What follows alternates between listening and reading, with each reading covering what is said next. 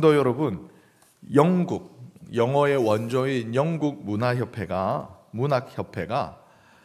세계 102개의 비영어권 이렇게 국가, 그 중에 4만 명을 대상으로 세상에서 가장 아름다운 영어 단어는 무엇입니까? 라고 조사를 했대요. 리서치를 했어요. 여러분, 1등 단어가 뭐였을까요? 여러분, 정답을 알고 계시나요? 뭐였어요? 네? 좀 자신 있게. 사랑. 감사합니다. 사랑은 몇 번째야? 둘, 셋, 네 번. 4등이었어요. 네, 4등이었어요. love, 사랑 4등이었습니다. 1등이 뭐였을까요, 여러분? 여기 아버지들 계신데 한번 자신 있게 말씀해 보시죠. Father. 여기 아버님들 계십니다만은 슬프게도 10등 안에도 못 들었어요. 30등 안에도 못 들어서요. 한 60몇 등 되었더라고요. 분발해야 됩니다, 우리 아버님들. 이 정도 힌트 드렸으면, 그렇죠, 장로님 축복합니다. 1등 단어 mother, 엄마였어요.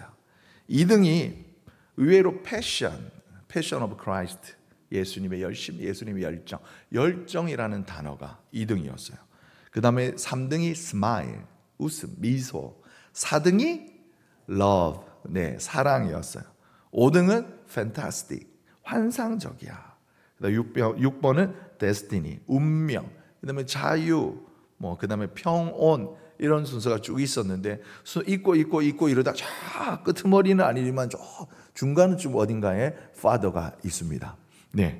아무튼 여러분, 요즘 가정이 붕괴가 되어지고 가정의 질서가 무너지는 시대를 살아가고 있어요.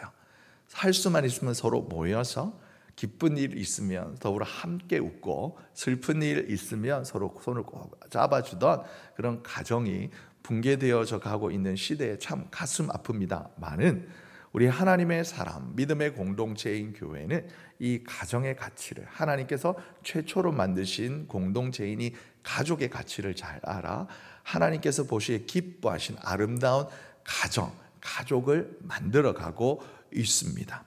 특별히 오늘은 2025년 봄학기 구역 개강 연합 예배를 오전에 드려서 하나님께서 기뻐하시는 귀한 또 다른 믿음의 가족인, 믿음의 작은 교회인 우리 구역이 하나님 앞에서 어떤 모습으로 서야 할까를 사도행전 4장의 말씀으로 우리가 오늘 은혜를 나누었는데요.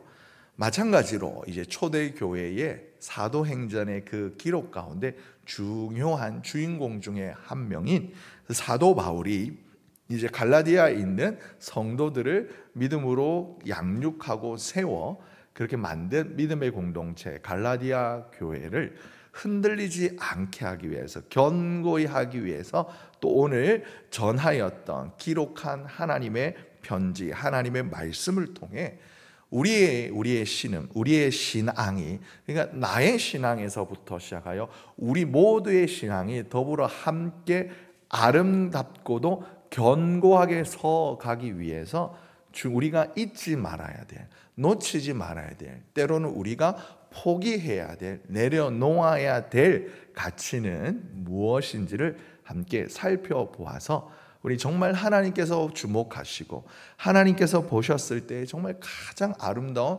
믿음의 가족이요, 믿음의 공동체인 우리 서남교회, 우리 서남의 권속들 가정을 만들어 가시는 저와 여러분 되시기를 예수님의 이름으로 축복합니다. 아멘. 이제 오늘 말씀 갈라디아서 2장에 보면 사도 바울이요, 그가 전한 그 복음을 헛되지 않게 하기 위해서 그가 세운 믿음의 공동체인 갈라디아 교회가 거짓 교사들의 그 헛된 공격에 이렇게 분열되거나 흔들리지 않게 위하여서 오히려 이로 인하여서 위기를 기회로 삼는 든든한 공동체로 세워가기 위해서 이제 사도들을 만나러 예루살렘으로 향합니다. 그런데 이 회동에, 이 여정에 사도 바울은 그 유명한 바나바와 더불어서 이방인인 디도를 데리고 가요. 그리고 디도를 데려고 가는 데 있어서 일부러 이 디도를 억지로 할례를 받지 않게 하고 이방인인 날 것 그대로의 디도를 데리고 이제 예루살렘으로 가서 사도들과 함께 일종의 공의회를 참석하게 됩니다. 그러니까 사도 바울이 디도를 데리고 바나바와 함께 예루살렘으로 가는 이 여정의 첫 번째 목적은 자신에게 이르 다가오는 이 거짓 선지자들, 그러니까 헛된 율법의 허물성을 가지고 하나님의 믿음의 공동체를 공격하는 그 사람들로부터 갈라디아 교회를 보호하기 위해서, 지키기 위해서 더불어 일종의 사도들에게 자기보다 먼저 사도된 사도들을 만나 그 연합을 도모하기 위함이었고, 둘째는 할 수만 있으면 거짓 선지자들이 막 내세우는, 그리고 심지어 오늘 본문에 보게 되어지면 그 사도 베드로조차도 그 아직 어렸을 때부터 나고 자랐던 그 율법의 관성을 이기지 못하여 외부 다른 사람들의 시선을 두려워하는 모습을 보였어요. 그러니까 그가 이방인과 함께 식사를 이렇게 하다가 야고보가 데리고 온, 그러니까 유대인들이 다가온다는 소리를 듣고 베드로가 도망을 가요. 그 같이 밥을 먹던 이방인은 머쓱하게 내버려 두고요. 제가 이렇게 가만히 있는 것처럼 머쓱해 보이는 표정이 연기가 잘 되었나요? 네. 설교가 까먹어서가 아니라 이렇게 밥 먹다가 이렇게 있는 거예요. 아무튼 이처럼 그렇게 여전히 사도들에게도, 기존의 사도들에게도 여전히 율법의 그 틀이 완전히 회파되어 깨어지지 않은 상황에서 유대인들은 율법을 지켜야지만 구원을 받는다라고 생각해갖고 수천 년 동안 그렇게 믿어왔습니다. 그에 따라서 예수를 믿은 이후에도 거짓 교사들은 할례로 대표되어지는 이 율법을 지키지 않는 이방인들에게 그리스도의 이렇게 복음을, 너희가 구원을 받으려면 율법을 지켜야 된다라고 주장을 하고 주장을 하는데, 이 율법을, 그러니까 할례로 대표되어지는 이 율법을 지키지 않는 날 것 그대로의 디도를 데리고 감으로 인하여서 율법을 지키지 않는 이방인들에게도 그리스도의 복음이 전해졌을 때 이들이 어떻게 복음을 받아들이며 어떻게 회심하고 어떻게 반응하여 결과적으로 이들이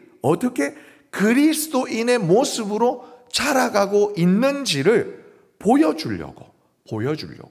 그러므로 말미암아 홍모를 기존의 사도들, 유대인 사도들 마음 안에 여전히 남아있는 편견을, 좁아진 마음을 깨트리려고 이제 사도 바울이 디도를 데리고 가는 거예요.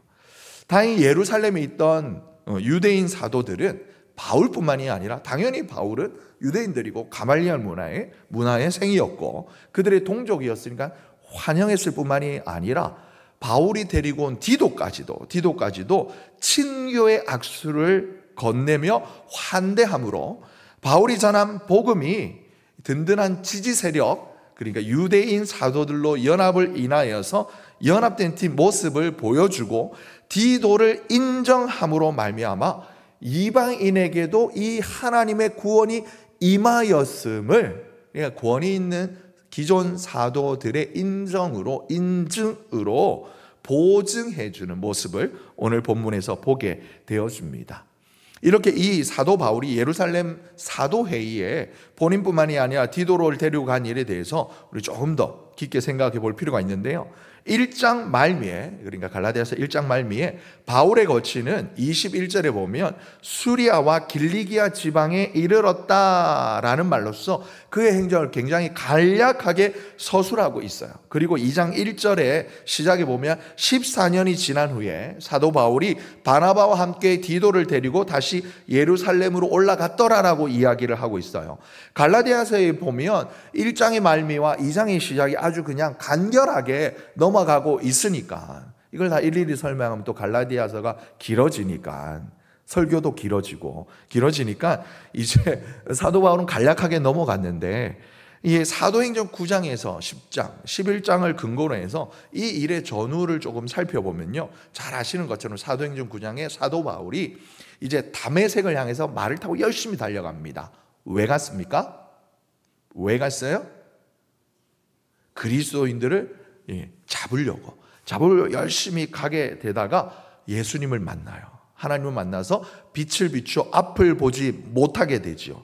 그리고 하나님 예수님의 음성을 따라 다메섹의 직가라고 또 고들직 이렇게 길가 해가지고 똑바른 메인 스트리트를 말하는 거, 오늘 말하면 중심가를 말합니다. 거기서 아나니아를 만나서 안수를 받고 다시 보게 됩니다.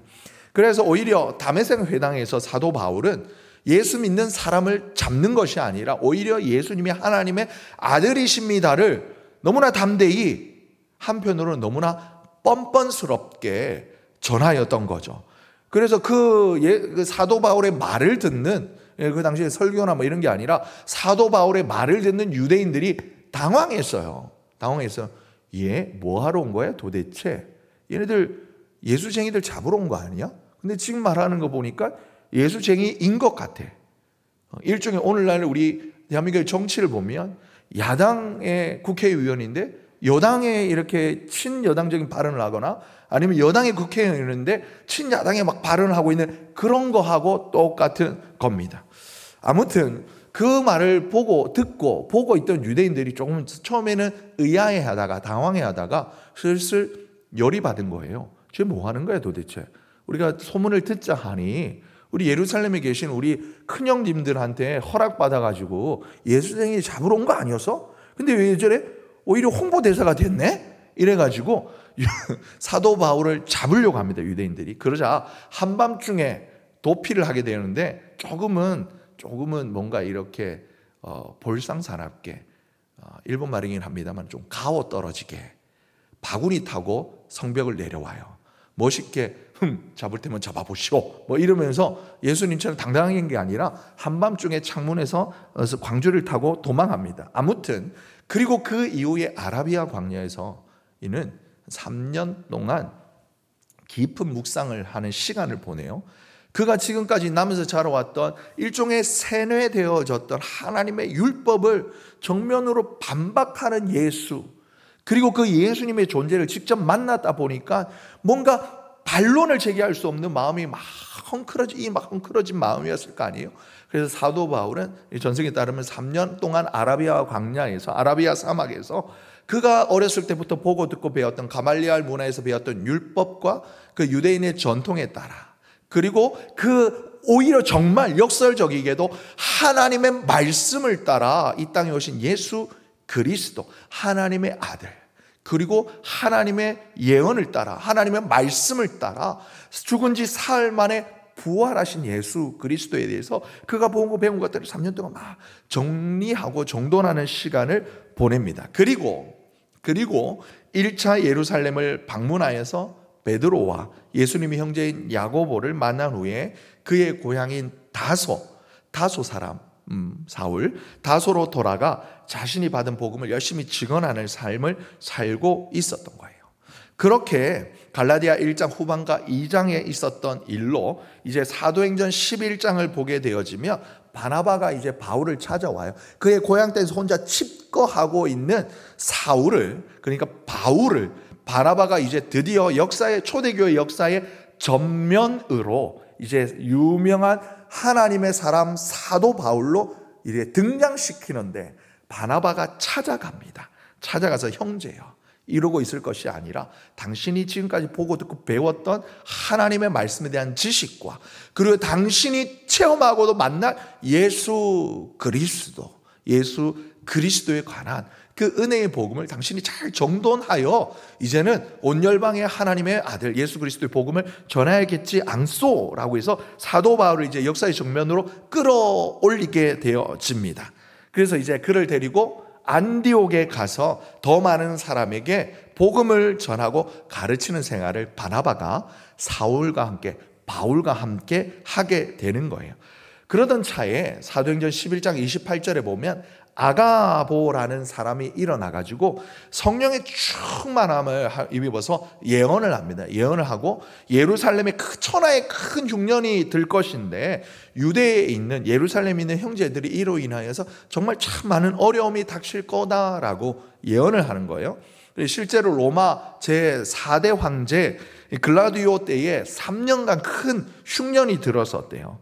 그러니까 이에 안디옥에 있는, 이방 지역이죠, 안디옥에 있는 믿음의 공동체에서 구제금을 모아가지고 이제 이 돈을 바나바하고 사울의 손에 이렇게 탁 들려가지고 이제 예루살렘으로 오히려 이방인 교회가 유대인 사도 2명을 세워서 오히려 예루살렘으로 역으로 파송하게 되는 장면이 나와요. 그리고 11장, 사도행전 12장에 보면 예루살렘에서 이제 사도들을 만나 안디옥의 형제들이 모은 구제금을 잘 전달하고 다시 안디옥으로 돌아와요. 그리고 돌아와서 사도 바울이 금식하면서 안디옥 교회 지도자들에게 임하셨던 성령님의 음성을 따라 기도하고, 오히려 또 이방인의 교회가 사도 바울을 안수하여 전도 여행을 파송해요. 이 일이 유명한 사도 바울의 1차 전도 여행입니다. 이 모든 일들 가운데 사도 바울은 자신의 일상을 하루하루를 하나님이 부르신 그 부르심에 따라, 하나님이 자기에게 주신 그 사명에 따라 합당하게 순종하며 지내고 있었어요. 이것을 여러분 오늘 2장 2절에 처음에 계시를 따라 올라갔다라고 그냥 간략하게 이야기를 하고 있는 거예요. 여러분 짧지만 많은 이야기들이 담겨져 있었잖아요. 그죠? 다시 할까요? 자, 우리 다시 맞춰볼게요. 짧지만 많은 일들이 담겨 있잖아요. 그죠? 아멘. 그래요. 감사합니다. 그래서 갈라디아서 2장, 이 갈라디아서라는 편지를 쓰게 된 데에는 분명히 사도 바울이 그가 힘쓰고 애써서 세웠던 갈라디아 교회를 든든히 세우기 위한 이유와 목적이 아주 분명했어요. 뚜렷했습니다만은 오히려 오늘 본문인 2장에 보게 되어지면 예루살렘에 있는 사도들 입장에서 보면 한동안 교회의 대적자였던 이 바울을 만나서 그의 이야기를 듣는다라는 것은 일종의 큰 도전이었어요. 여전히 이 프락치 아니야? 이중 간첩 아니야? 이런 생각이, 의심이 들 수도 있었던 거예요. 그런데 이렇게 이 만남이 성사된 데에는 사도 바울은 고백하는 거예요. 여전히 자기도 알아요. 자기가 얼마나 못된 놈이었는지 교인들이 보기에는, 그러니까 기독교인들이 나를 보기에는 내가 얼마나 나쁜 놈이었는지를 자기도 아는 거예요. 그런데 이 예루살렘에 있는 사도들도 자신을 여전히 긴가민가 하는 생각을 가지고 있었을 거라는 사실도 알고 있었던 거예요. 그런데도 불구하고 자신이 예루살렘에 갔을 때 사도들이 자기를 만나 주었다라는 것은 정말 이건 이 모든 일을 주관하시는 하나님의 역사, 하나님의 사역이 아님은 있을 수가 없었다라고 사도 바울은 분명하게 고백하고 있는 거예요. 여러분, 예루살렘에 있는 교회 지도자들이, 사도들이 사실 사도 바울과는 다를 바가 없었죠. 평생 유대 교회 이렇게 전통을 따라 살아오다가 메시아 오심을 기다렸다가, 근데 사실 이들은 그 예수님을 만나면서부터 사실 그들은 그들의 편견과 그들의 기대를 하나하나 무너뜨릴 연습을 하고 있었어요. 그러니까 사도 바울이 아니라 이미 유대인의 사도들, 예수님의 12 제자들을 말씀드리는 거예요. 그들이 이미 예수님을 만났을 때부터 메시아 맞나? 말씀은 좀 능력 있는 것 같은데 영생김새가, 이런 생각을 했을 수도 있다라는 거예요. 왜냐하면 그들이 고대했던, 그들이 간절히 바람하지 않았던 메시아는 어떤 메시아였냐? 이 중에 여러분 초대 사울 왕처럼 다른 사람보다 키가 머리 하나 정도 더 커서, 그 다음에 체격이 이렇게 우락해서 2두 받건 3두 받건 막 이러면서 이렇게 갑바 막 이러면서 이렇게 큰 칼도 한 손으로 확 들고 휘두르면서 일어나시오! 이래가지고 유대인들이 장정을 일으켜서 로마 제국을 이렇게 독립전쟁을 이루어서 다시 한번 유다의 왕조, 다윗의 왕조를 세울 크고 강력한 리더십의 메시아를 그들은 기대하고 있었던 거예요. 그리고 사실 그런 기대 가질 법 하잖아요. 그런 기대를 가졌다 해서 그게 나쁜 것은 아니잖아요. 다만 하나님 보시기에는 하나님 뜻과는 달랐을 뿐이었던 것입니다. 하지만 성령이 그들에게 임하신 후에 그들이 깨닫게 된 것은 무엇입니까? 그들의 눈앞에 있던, 그들이 본 메시아가 정말 하나님이 예언하셨던, 하나님이 말씀하신 그대로의 모습으로 이 땅에 오셨구나. 그리고 이것을 성경의 많은 곳에서는 이미 기록하고 있었구나.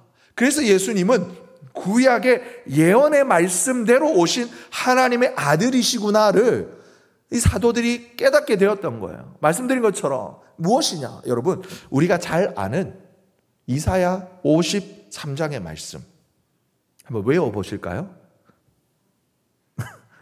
군사님 저를 너무 째려보시는데 여러분들을 도와드리겠어요. 친절하게 PPT로 준비했습니다. 짧지 않은 말씀이지만 우리 한번 읽어보겠습니다. 6절까지. 우리가 전한 것을 누가 믿었느냐?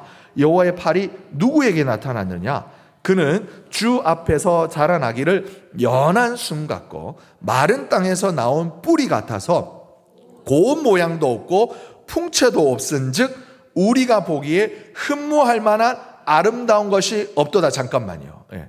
예수님의 외향적인 모습을 이사야 선지자가 미리 예언을 해놨어요. 뭐라고 해요? 저 연한 순 같고, 연한 순인데 포들포들포들 피부가 매끈매끈이 아니라 어디에서 메마른 바짝 마른 땅에서 여러분 이렇게 솟아나온 연한 순 같다라는 거예요. 뿌리조차 없어서 모양도 고운 모양이 아니라서 금세 금방이라도 바람이 휘 불면 휘럭 이렇게 넘어질 것 같은 그런 모습으로 오실 거다라는 거예요. 풍채도 없고 보기에 흠모할 만한 아름다운 것이 없다라는 거예요. 얼마나 위로가 되는지 모릅니다. 외모 순으로 목사를 정했으면 칠수가 뭐야. 아무튼 우리 3절 쭉 읽어보겠습니다. 그는 멸시를 받아 사람들에게 버림받았으며 간고를 많이 겪었으며 질고를 아는 자라. 마치 사람들이 그에게서 얼굴을 가리는 것 같이 멸시를 당하였고 우리도 그를 귀히 여기지 아니하였도다. 그는 실로 우리의 질고를 지고 우리의 슬픔을 당하였거늘 우리는 생각하기를 그는 징벌을 받아 하나님께 맞으며 고난을 당한다 하였노라. 그가 찔림은 우리의 허물 때문이요 그가 상함은 우리의 죄악 때문이라. 그가 징계를 받음으로 우리는 평안을 누리고 그가 채찍에 맞음으로 우리는 나음을 받았도다. 우리는 다 양 같아서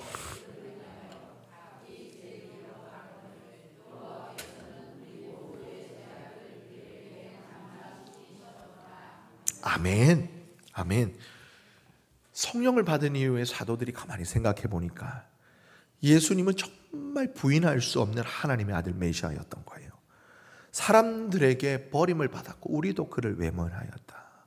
우리 자신의 모습들을 보게 된 거예요. 심지어 예수님의 제자들이조차도 예수님께서 십자가에 달리신 이후에 그 십자가 바로 앞에는 사도 요한이 서 있었고 나머지 제자들은 다 멀리서 보다가 가까이 고향으로 돌아가 버리고 말았던 겁니다.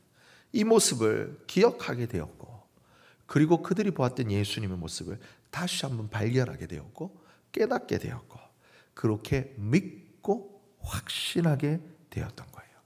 더군다나 이제 예수님께서 부활하셨어요. 부활하신 후에 자신들에게 주신 그 예수님의 마지막 말씀, 땅끝까지 이르러 내 증인이 되라. 이 말씀에 이 사명의 부르심에 응답하는 삶을 살고자 하지만 여전히 습관과 과거의 습관과 전통의 관성에 따라 벗어나지 못하고 헤어나지고 못하고 있던 그 자신들 앞에 누가 다가왔어요? 누가 왔어요? 사도 바울이 찾아온 거예요. 누구를 데리고 왔습니까? 누구를 데리고 왔어요? 이방인. 더군다나 이방인인데 날 것 그대로의 이방인, 할례를 받지 않은 이방인을 데리고 왔어요. 그 디도를 데리고 와서 사도 바울이 자신들에게 보여주는 거예요. 보아라, 율법을 1도 행하지 아니한 이방인 모습 그대로이지만 이에게 예수 복음을 전하였더니 이가 예수 복음을 듣고 그 마음의 변화를 받아 회개하여 예수 믿지 않았느냐? 그리고 그의 삶을 온전히 나와 함께 예수님 앞에 드리겠다고 헌신하지 않더냐? 그리고 뿐만이 아니라 안디옥에 있는 이방인의 교회들이 너희들이 큰 흉년을 당할 것임을 알아. 같은 믿음 안에 형제들이 자매들이 당한 그 고난을 우리가 외면할 수 없다라고 이렇게 구제금도 가지고 왔지 않느냐라고 한 이방인과 이방인의 교회의 모습을 증언하면서 그 한 증표로 구제금을 사도들 앞에 내려놓았던 거예요. 여러분, 사도들이 받았던 그 충격은 여러분 이루 말할 수 없을 겁니다. 마치 여러분 오늘날도 여전히 저 북한 땅, 사랑하는 내동족 저 북한 땅에서 저 살아있는 인간이 신이라고 헛된 우상으로 우상에 대한 세뇌를 평생 받던 사람에게 하나님이 당신을 사랑하십니다. 뿐만이 아니라 여러분 자유대한민국에 그들의 삶을 내려놓아 보십시오. 열이면 아홉이 적응을 제대로 못하여서 여러분 초창기에 이렇게 탈북민들에게 정부가 돈을 많이 주었어요. 정착금을. 그러다 보니까 무슨 일이 나냐면 열이면 열 다 사기당하는 거예요. 사기당하는 거예요. 적응을 못하는 거예요. 이처럼 여러분 평생 살아왔던, 평생 보고 듣고 들어왔던 그런 자신의 경험과 그 자기는 뭐랄까 인이 베낀 생활 습관을 하루아침에 깬다라는 것은 정말 힘든 일입니다. 그런데 하나님께서 여러분 이것을 깨라라고 말씀하시는 거예요. 오늘 본문은요 사도 바울이 쓴 거지만 사실 오늘 본문의 진짜 주인공은 사도 바울과 그를 따라다녔던 갈라디아 교인이 아니에요. 가만히 보게 되어지면 이 배경 안에 있는 갈라디아서 본문 안에 그 행간에 숨어져 있는 진짜 주인공은 누구냐면 여전히 예루살렘 유대에 남아있던 유대인 사도들, 유대인 공동체, 믿음의 공동체들이었던 거예요. 하나님께서 이 공동체를 더 건강하고 더 하나님께서 기뻐하시는 믿음의 공동체로 세워가기 위하여서 일종의 충격요법을 사용하시는데 사도 바울과 디도라 그리고 그들이 안디옥 교회에서 보낸 구제금을 가지고 그들에게 깨우치시는 것입니다. 여러분, 돈 때문에 이들이 마음이 열렸을까요? 오늘날도 마찬가지입니다만은 황금 만능주의, 물질 만능주의는 그때도 더했었어요. 여러분 잘 아시는 것처럼 사도행전 22장에 사도 바울이 잡혀서 이렇게 막 매를 맞고 일했을 때 사도 바울이 말하죠. 너희들이 로마 시민권자인 나를 이렇게 재판하지도 않고 이렇게 나를 매질을 하느냐? 너희 상관 데리고 와! 이래요 사도 바울이. 그러자 천부장이 그 말 듣고 헐레벌떡 달려와가지고 너 정말 로마 시민권자야? 로마 시민이야? 묻습니다. 그러면서 물어봐요. 너 어떻게 로마 시민이 됐냐? 나처럼 돈 주고 샀냐?